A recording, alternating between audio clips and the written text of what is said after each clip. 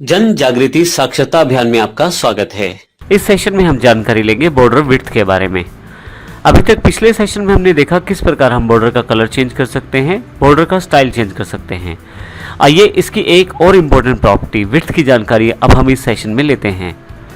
हम बॉर्डर की विड्थ को आसानी से स्पेसिफाई कर सकते हैं। यहाँ विड्थ से मतलब उसकी मोटाई से है जो आपका बॉर्डर है। अब यहाँ पे जैसे उदाहरण के लिए इस एग्जाम्पल में दिया गया है, हरे वाला बॉर्डर कम मोटा है जबकि ब्राउनिश बॉर्डर जो है वो थोड़ा सा ज़्यादा मोटा है। इसी तरह से जो लेफ्ट साइड का बॉर्डर है ब्लू कलर का, वो बहुत ज़्यादा मोटा है। आप बॉर्डर विड्थ को दो तरह से स्पेसिफाई कर सकते हैं। जैसे कि यहाँ ऊपर की तरफ बॉर्डर विड्थ दिया गया है 5 पिक्सल, तो सभी तरफ का जो विड्थ है बॉर्डर का वो 5 पिक्सल हो जाएगा। यदि आप अलग अलग साइड के लिए अलग अलग विड्थ देना चाहते हैं तो वो भी आप दे सकते हैं। उसके लिए आप top width, right width, bottom width और लेफ्ट विड्थ का प्रयोग कर सकते हैं। इसको समझने के लिए हम 73 dot border width dot CSS का प्रयोग करेंगे और 74 dot border width dot CSS का प्रयोग करेंगे। इसके अलावा हम बॉर्डर को पिक्सल, सेंटीमीटर, पॉइंट इत्यादि यूनिट्स में भी दे सकते हैं। इसके अतिरिक्त पहले से कुछ डिफाइंड यूनिट पहले से तय की हुई हैं CSS ने, जैसे थिन, मीडियम और थिक, ये भी दी जा सकती हैं बजाय पिक्सल देने के।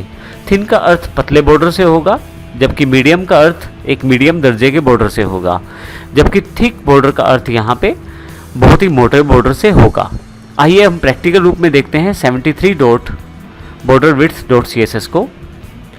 यहाँ हमारे पास बॉर्डर विड्थ डॉट HTML के नाम से फाइल अवेलेबल है। मैं डबल क्लिक करके इसे ओपन कर लेता हूँ। आप देखेंगे यहाँ पे डिफरेंट साइड के लिए डिफरेंट तरह का विड्थ अवेलेबल हुआ है। पहले हम एग्जाम्पल को समझते हैं। इसके लिए हम mystyle.css को खोल लेते हैं।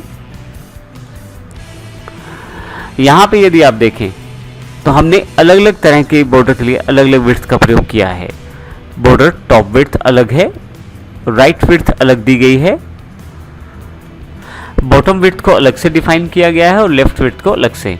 परंतु यदि यहाँ पे मैं इन सबको हटाकर सिंपल बॉर्डर विड्थ कर देता हूं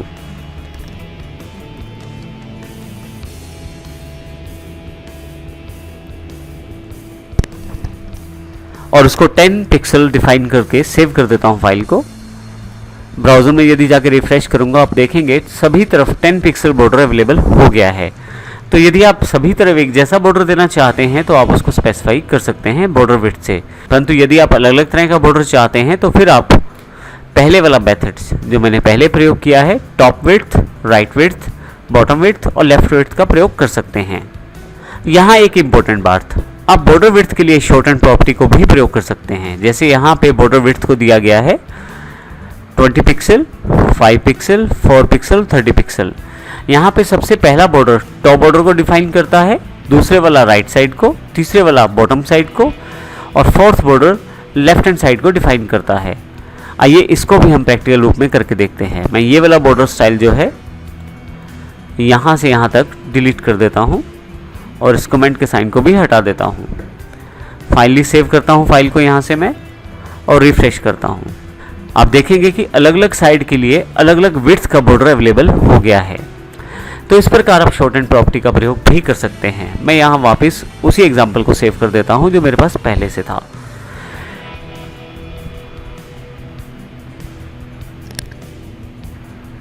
आइए अब समझते हैं 74 dot border width dot CSS example को। इसको मैं ओपन कर लेता हूं। आप देखेंगे कि अलग अलग साइड पे बॉर्डर का विड्थ भी अलग अलग है और उसके साथ साथ उसका कलर भी अलग अलग शो किया गया है।